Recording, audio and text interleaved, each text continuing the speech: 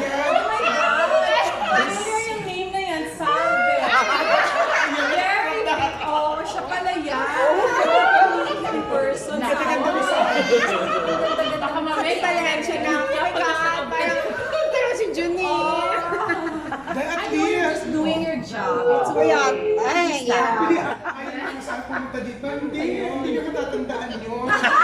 Kanina yung unang Hindi, meron reaction, akong di ba? ano. First reaction. Tawagan ako ng lawyer. Sino ba yung ano? Diether ba yan? I just thought about it because I don't want someday that my son will grow up and he will Google something, which is not true. I did not give him a Benz because it's written Ay, there. golf cart lang kasi, di ba? No, golf cart. I gave it to kay Priscilla and John. Because, yeah, give yon. Give Priscilla and John yun. Pero ako One of nabili them. kasi yung chismis tungkol sa Benz. No, it's not true. Oh my God, why would I buy? Hindi naman ako mukhang matanda. Hindi naman ako,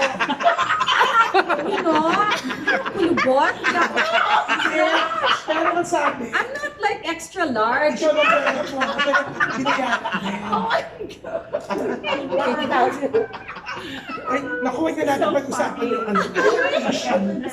Clear naman na. Oh. Na-clear niya na hindi totoo. Hindi Dahil siya totoo. Ay, nag- at least na clear na. Hindi totoo because he sold his house. Yeah, he sold his house and yeah, that's it. Yeah. Pero may chismis na gano'n. Pero ano na, sabihin na, ika na Tina. Okay. Yeah. Have you always been a proponent Natural. since you started the business? I studied naturopathy in the middle of my business. So yes, it's for my son because he had asthma, and I treated him with natural medicine. So up to now, he's taking homeopathic medicine and natural remedy. And since he was 3 yata, and he's 9 now, wala na siyang asthma. So, and when I started my clinic, I don't even offer injections. I don't offer Botox. I don't offer anything that's invasive. I really want natural enhancement. You can be enhanced naturally. So that's really my goal. And when some patients, because all the patients, they send me the pictures, even endorsers. I tell all my doctors to, okay, stop there. Kasi medyo tumadami na, ganun, parang medyo frozen na. So I don't like, frozen look. I really want natural, and I'm actually very scared. I started doing Botox when I turned just recently, a year ago or 2 years ago, I started that. And fillers. Because pag nag-old na tayo, nawawala tayo ng collagen, syempre nagsasam ka na yung eyes natin, so we have to put something there para to fill in the lost collagen. So, there, and I believe that self-healing is very important.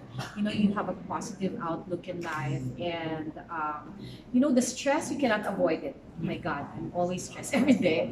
But at the end of the day, I still smile and laugh and just forget about the problems. Yeah. Even in the clinic, I experience problems because I'm very hands-on. So even, just to this one, just the arrangement, they're texting it every corner. Okay, put it there, don't block the TV. I'm very hands-on when it comes to that. And I also paint. That's why that's my outlet. Yeah, that's my outlet also. When I get so depressed, I paint, and I also do interior, nakikialam din ako sa interior ng clinic, gano'n. Like this one, yes. Like this one. I said, I want something like this, like flowers. I want parang outdoor, yung feel, gano'n. So, yeah, we came up with that. So, the arrangement, I arranged the flowers, ako lang yan, ganyan. So, just bought it and there. So, there, yeah. Alam ko lang. Ang isa hindi sandali, tatlo kasi sila yung pamastahan sila. Oo. Si Tessa kasi gusto niya matry din, di ba? Tanong Yes. Well, of course. Kasi- No, Dr. Cathy, in just the span of like half an hour, we've all been together, and I think you've been in the business for a decade. Yeah. But I think it's great that you're not very particular when people don't necessarily call you doctor right away. I mean, in our Yes, yes. conversations, we've called you Miss Yes. Cathy. Yes, But I tell them how do you to- prefer to be addressed? Because I'm a naturopathic doctor. So I'm an MD and I'm not an MD. So Okay. I don't want people to question that, you know, and I respect also my MD doctors. So I don't mind. I don't mind if they call me doctor, if they don't call me, if they just call me ma'am or they just call me Cathy. Because naturopathic medicine is not known here in the Philippines yet. So I don't know if it's naturopathic doctors are licensed here. I don't also know. So it's not, so I'm not, no big deal for It's me. not. But Yes. in when we write about you and speak about you, how would you like to be described in a sense, like a skin expert or a? Yeah, I mean, can, yes, a naturopath. a naturopath. Yes. Oh. I asked her the same thing. Yeah. Can I call you Doc? Yeah. Miss Cathy or Uh-huh. Cathy? Yeah. Kasi baka ma-offended siya Yes. because No. she's only a few years older than me. Baka mamaya, you know, if I call her Madam, you know, I asked her the same thing. So she said, just call, what did you say? Just call me Cathy. Just call me Cathy. Yeah. No, it's because a lot of people are so particular, especially if they have a brand such as Yes, this. They want to yes. be, called what that they are. I- It's great that you're not. That's So, and it's never been an issue in your practice. It's never been an issue. Oh, Yes. that's great. So yeah, thank you. It's Just wanted part to- of vanity, so it's okay. Okay. I mean, the vanity part of myself is just in other area, but not this. That I'm okay with this because I don't want also, because in our profession, the dermatologists, they have their own specialization. If you are, like for example, if you're a plastic surgeon, they look down on cosmetic surgeon. If you are a PDS, they look down on some. Okay, so I don't want to be in that position, that I Stick yourself into one of those.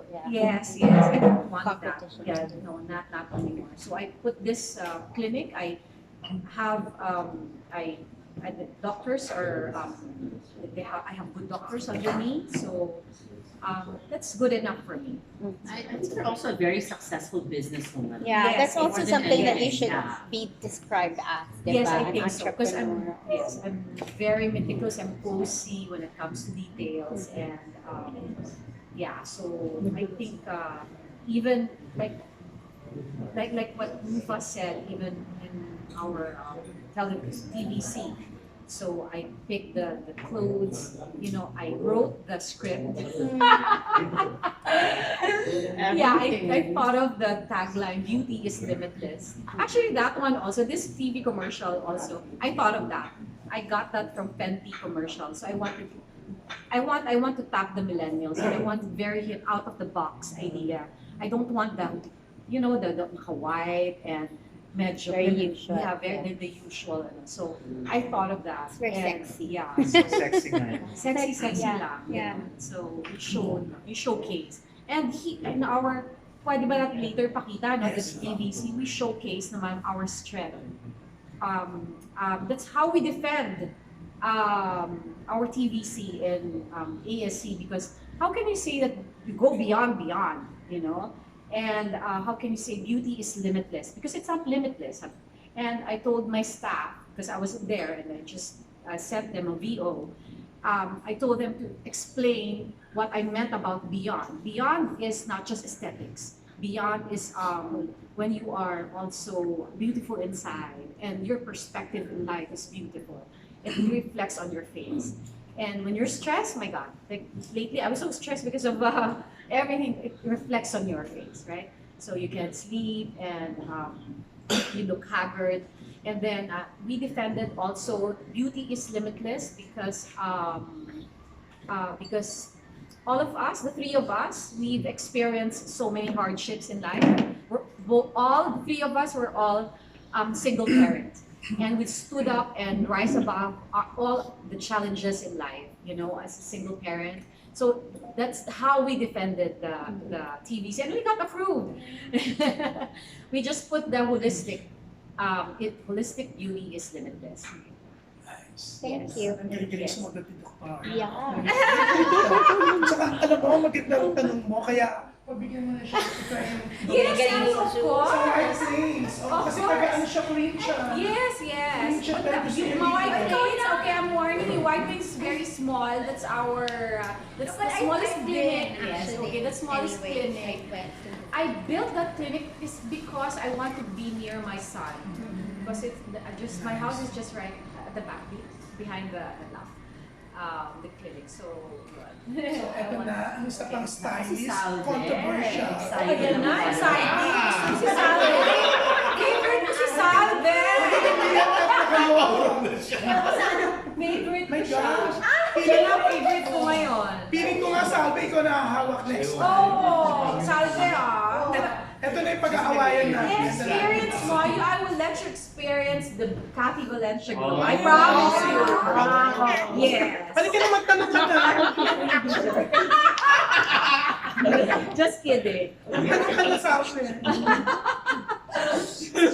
Sabi, So, Miss Cathy, ano yung Yes. plans for 2020? my plan, Ang goal for it? my goal, hopefully, he'll find me. No, just kidding. My goal, yeah, I will have a big event on February 23. It's going to be a Valencia Polo Cup in Manila Polo Club. So, yes, it will be a big launch also.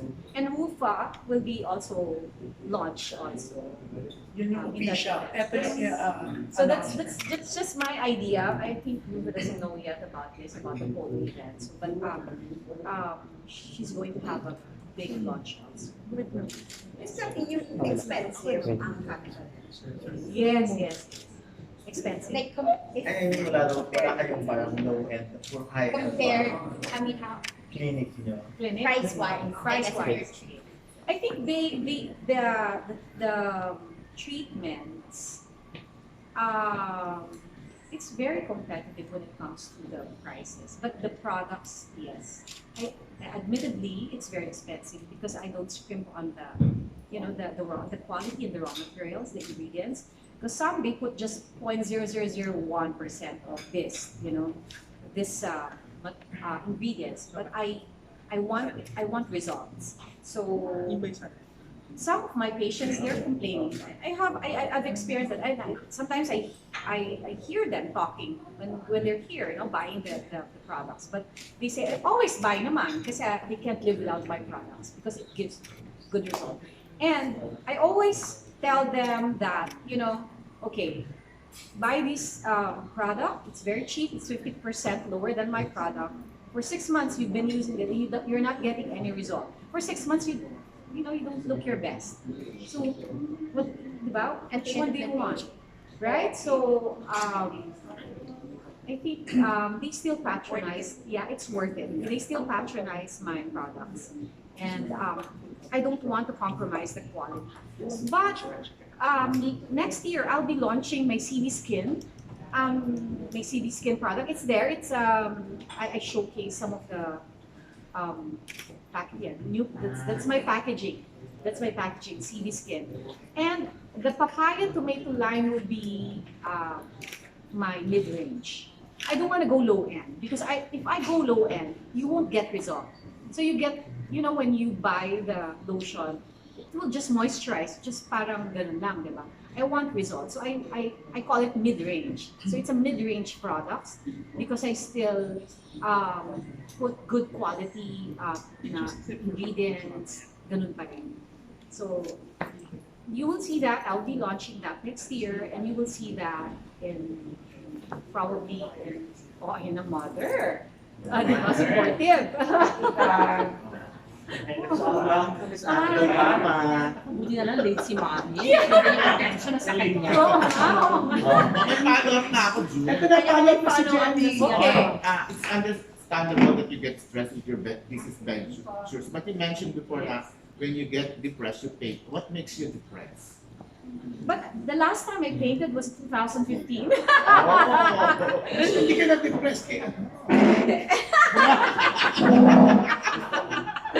Yeah, it's actually there. It's 2015. That's my painting. The last The stairs. Yeah, the stairs. Yeah, that's my painting. So that's the last time I painted because I was so busy 2016. I got depressed when I think it was on the news also. My general manager stole and she was so close to me. I treated her like a sister. So I got depressed and then I opened three more branches, and na-depress ako because yung quality of service that the contractor gave me parang low quality. So, oh my God, so kung ganun, parang patong-patong. So, I painted. So, that was the time. 2014 when she was, when I found out that my manager is stealing from me. So, yeah. That's a depression. Still business. No. Naging creative pa rin naman. Maganda. So, pwede overview ng And CD. you know, yes. Overview ng CD through the years. What again? Yung ng Cathy Valencia, is through the years. Through the Baga, years. yung Yes. highlights lang. The highlights Yeah. of When you Cathy. started, tapos yung kumbaga, When I branches started. na ano. Well, I started with different endorsers also. Marami din na dumaan sa akin na endorsers na, you know, they parang nung after they gave birth, nagkaroon sila ng maraming marks, gano'n, and they them paputi, ganyan, then gumanda, gano'n. So, nag-transfer, so gano'n naman talaga. So, it's that's life, you know. May mga gano'n na, what do you mean highlights? So, how would you like it? Yeah. The milestone. I started at just one clinic, just me and one assistant, and then now we've grown to ito yung pang 9, and we just opened one in Nagoya. We have one in Tokyo also, and Nagoya. So, but you know, don't expect that the clinic there is as big as this. Yes, maliit talaga. Maliliit lang mga clinic. So, and we want to expand. And we want to expand I'm planning in London and Spain. I'm considering because my partner there, they want to open up a clinic and you know, introduce also the products. Please invite us to the opening in London. Yeah, in London. So, no, Pwede I rin don't may know, because visa na. that's my ano lang. That's what I have in mind. Next year maybe. Because I'm planning also my son to study in London. So probably if he would study there, I'll be there most of the time because I can't leave him alone. So, yun. Nice. Yan. So, eto si Alan Colicard, yung inquirer. Yan. So, na-mention kanina Yeah. So, kayo pag mga increase, mga issues, controversies, how do you not let that? Well, like what my brother Raymond said, we eat bashers for breakfast, but not as much as we used to. So we're used to it. Being in the business since I was 13, I've gotten used to the intrigue, and I think what's really, really important is to surround yourself with a strong foundation. So for me, that's my family. When I gain weight, my mom's the first one that says, "Day, ang taba-taba mo, mukha ka ng matrona." Huh? You know what I mean? When some people, they lie to your face and Yes, things like that. So I think my mom will just tell me the truth.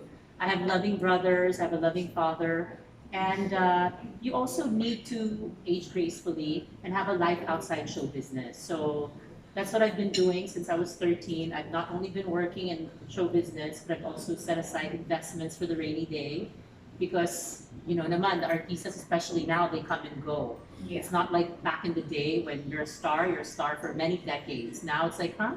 Iba na naman, you don't even know them anymore. So with my kids, what I want them to focus on is their education. So I want them to study, makapagtapos sila. So parang hobby or hilig lang nila ang show business, but they really have a real business that they can focus on.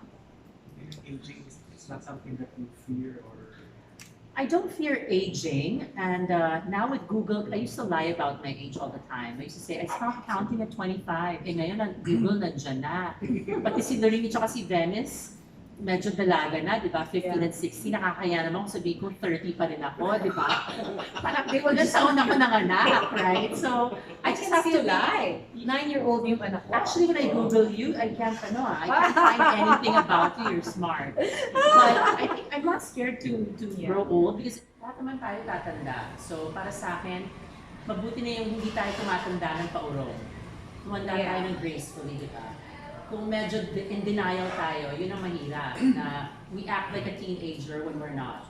So I think, I've gotten rid of all of my glitter clothes, all of my neon. Sabi ko, oh my gosh, even if neon pink is my favorite color, oh my gosh, I have to stick to the basics na, navy blue, khaki, black. Minsan pwede tayo magbagets, pero huwag naman yung TH. Yeah, because my daughters are also very outspoken. Mommy, ew, cringe. Can you delete that?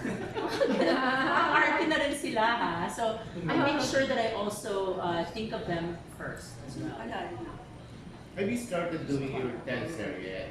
Well, I'm still part of it. I just don't know when we're gonna shoot because Love Thy Woman, maraming pinagdaanan yon, and the amateur side. So when I spoke to my makeup artist earlier, they just finished reshooting the scenes na shoot na ni Erich, and now it's being done by Yam Concepcion. So it's taking a little bit longer, but hopefully by 2020 we're gonna go full blast. Because I'm the third kabit. Yeah. But in real life, would you like to try? I've been married, so ako yung tipong pinapakasalan, hindi kinakabit lang. Oh, yeah. But do you still want to get married at this point? Oh my God. Ako, ba't naman nandyan si Mami? Baka siya sumagot. Ang ganda ka naman in my Mami. It's actually not in my priority, and a lot of people have asked me if I wanted to get married again. Actually, some of my friends from Bible study are even praying that I get married again. And I said, you know what, I've been married before. I'm not in a hurry to get married again. So, I definitely don't want to grow old alone, but right now I'm surrounded by love from all around. So, gusto kong kumita muna, maging successful so 2020 more, even outside show business. Marami akong plano outside show business. Okay, here's Albert Abigino. Huwag ka na magulan. Next mo ko pa. Pagtanongin ko naman ako. Siyempre si Albert is the owner of Chica Nest Avenue. Chika na sabi niyo. Chica Nest Avenue. Ang lakas niya na. Tatlo na followers mo, no? Since okay. So, okay, Albert. To Miss Cathy, how does that make you feel when your endorsers switch doctors? Parang feeling mo bang may pagkukulang sa party? It's okay because nagiging kliyente ko sila, bumibili sila ng gamot sa akin. So they still patronize my products, and I don't take it personally because I think that's personal growth on their side. It's an opportunity also for them maybe to grow if they think about they will improve, even, and if they like the treatments in other clinics, I respect that. And some are like they still patronize my treatments. They still go to me even if they're endorsing other clinics. Yeah, they still go to me. And yes. Sino? Charot ka. Ay, madami dyan. Sinisingil mo sila. Ha? Sinisingil mo. Oo, bibigyan ko lang ng 20%. So they became my customers, diba? So it's a win-win situation. So I don't take it personally. But sometimes, yes, meron, I don't want to be plastic. Sometimes meron ding konting hurt, ganyan, na gano'n. Pero, okay lang. Pero yung iba na talagang gusto ko, pinaglalaban ko talaga. Na ayoko talagang umalis sila, ganyan. Pero yung iba kasi na we don't have a relationship naman, and, diba, I let them go. Sino yung mga pinaglalaban mo? Pinaglalaban ko. Hello. Nasa iyo pa rin, endorses mo pa rin. Sila, nandito pa rin yung iba. Meron ka mga hindi pinaglaban. Nangyayala sa'yo. Yes, so, Hindi na-endorse. ayan na naman, bumabalik na naman. Ito, magtatanong pa si Jojo na nag-enjoy siya. Jojo, Kay Rupa. Rupa, it's a beauty pageant season. And parang mamaya nga, in fact, may isa pang pageant na sasalihan ng Pilipinas. What are your thoughts on Pinay beauty and how we stand this year? And what must we do to level up next year? Well, I've realized that in the past decades, it's not just about being a beauty queen anymore. Before, it was just, when I joined in 1993, I was the only actress that was there. And they were all like, wow, you're an actress in the Philippines. But now everyone that joins, they're all actresses, they're all models and hosts. I think you have to showcase really something different. You have to speak a lot of languages, have your own advocacy, and really stand out and be unique. So it's not just about beauty and brains anymore. It's also about being a leader and how you can change the way for others. Because as a matter of fact, they want to already eradicate the swimsuit competition, right? They think it's not very important, and especially now, they consider beauty with all shapes, forms, and sizes. It doesn't mean na mataba ka, pangit ka. You can be beautiful in each and every way. So for me, for next year, actually so far, we've been doing really, really well. The Philippines is always a top contender. And I'm just so proud of how we were able to overcome all of the challenges of the past and be the way that we are now. Kasi pag sinabi mong Philippines now, wow, inaabangan na talaga. Parang na tayo nasa Venezuela, Colombia. In Asia, it's really the Philippines, more than Thailand and other South Asian countries. What do you think are the chances of Michelle? Di mamayang gabi yata niya. Mamayang gabi na ba? Kay Michelle? Yes. Monday morning dito sa amin. Wow! Mamaya. Yeah, 9:30. Yeah. Well, of course, all of us will wish her well. As a matter of fact, I have a soft spot for Michelle because it was her mom, Melanie, that trained me for Miss World. During my time, wala pa tayong mga kampo di ba? It was Miriam Kiambao was first sent to Venezuela to do all these camps. During my time, sariling sikap lang. So ako mismong tumawag kay Miss Melanie. I said, please help me. I don't know how to walk. So she taught me how to walk the 8. Sabi niya, she made me put 10 books on top of my head. At doon lang kami sa bahay niya, napalakad-lakad. So talagang napakalaki ng utang na loob ko kay Melanie. I really, really want her daughter to win. And I think she has the makings. She's tall, she's beautiful, she stands out. And she's a Cathy Valencia endorser. She's there. She's in the commercial. Yeah, so I always cheer for the Philippines. As a matter of fact, every year, tuwing Miss Universe, talagang, or Miss World, lahat ng mga pageants, talagang I'm with all of my gay friends that talagang we make it into a party, a viewing party.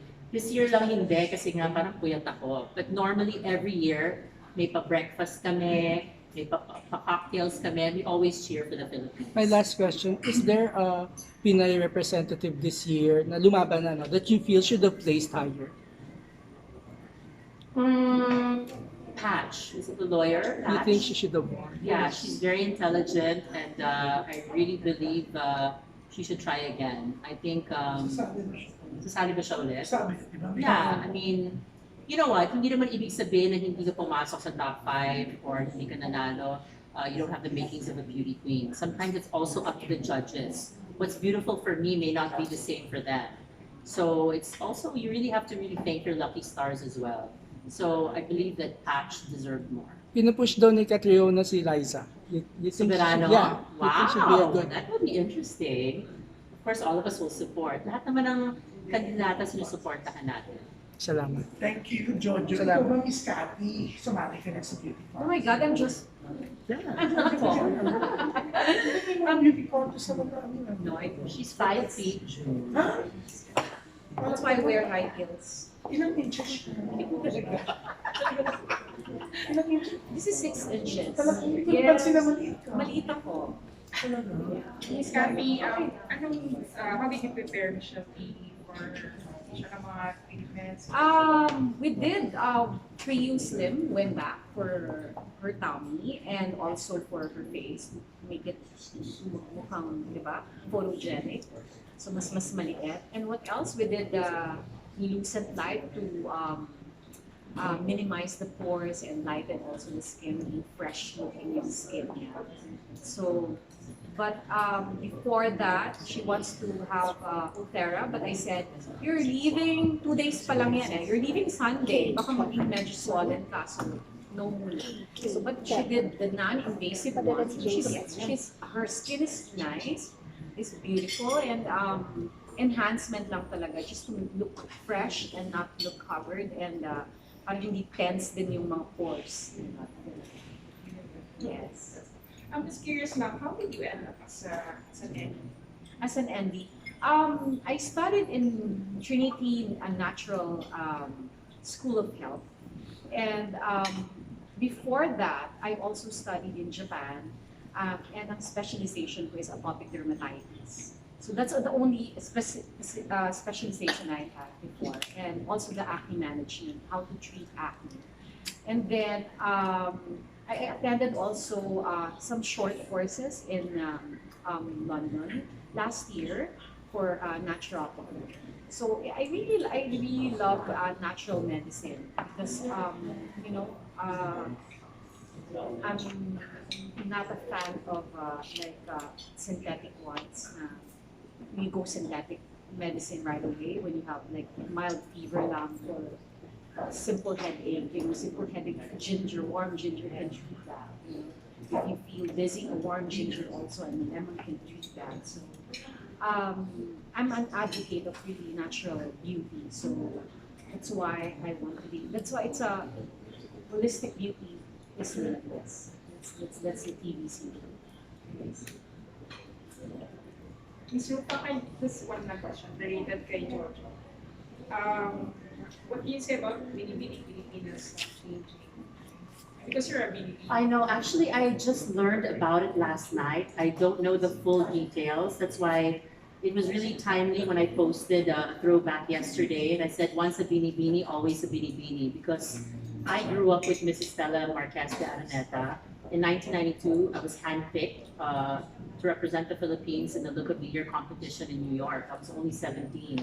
And the following year, I joined Biniling, and then I moved on to Miss World. So, yun ang kinalakihan ko na eh, ang Biniling Pilipinas.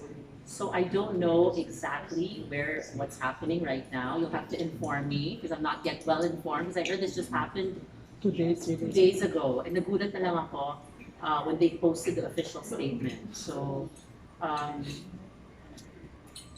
really can't speak much about that. Anyways, we're down to last 2 questions. Darling, she's Kay from Pep. Hello, hi Ms. Hi. Rupa. Taon-taon or lagi kang tinatanong about your skincare secrets, diba? So, now that with Cathy Valencia, meron ka bang mga regrets, kumbaga, ng mga dati mong pinagagawa na feeling mo naman at the time it was rightly done, but you're so glad na now with Miss Cathy, may redemption. Well, actually, I'm very conservative when it comes to touching my face and my body. So I have no regrets because I don't really do anything weird to my body. And my mom's the first one that says, "Nako, huwag mong galawin ang mukha mo." I mean, my teeth are real. Even my teeth are real. You know what I mean? So hindi pa nga uso yung veneers when I joined, and wala akong pinagsisisihan because wala rin akong ginawa na ikakasisi ko. Sa daughters mo, you said nga kanina you joined when you were 17. Your daughters are now, Well, I know, Lorena's 16 now, but I think times have changed. I think the beauty queens are much older now. Back in the day, di ba, when they joined 17, 18, 15 pa lang kinukulit na ako ni Mrs. Araneta. But I think now they want more mature. I don't know if it's just the trend that they're all in their 20s or late 20s. Sometimes 26, 27 na nga sila pag sumasali. So right now, I want Lorene to enjoy her youth. You know, she has 1 more year of high school left. right? So I want her to finish that before she will focus on anything else after. Are you going to be like other more modern moms who now allow their teenage daughters or sons even to have that gap year now? Nagiging uso No, na rin. hindi. Ayoko mag-gap year sila. Kasi baka tama rin sila eh. You know, once you're making money, they're already Yeah. actually making some money now thanks to Cornerstone and all of the ads that they've been given. But I want them to focus on their studies first. If they take a gap year, a lot of people, they get lazy and they won't go back. So gusto ko tuloy-tuloy. Thank you. Thank you. Anyways, yan na yung last question pala since nauulit na yung question kasi so kung gusto niyo mag-interview for Rupa and Miss Cathy, it's okay after. So Miss Cathy, Yes. once again, thank you for getting Rupa, welcoming her to the growing Thank family you. of Cathy Valencia. Yes. And Rupa, Yes, thank you so much for welcoming me into the family. And they're like, Rufa, please be diligent in coming. Sabi ko, ay nako, baka every week I'm here. Especially it's in BGC. So I'm really excited. I'm really excited. thank So you. my new hangout. Yes.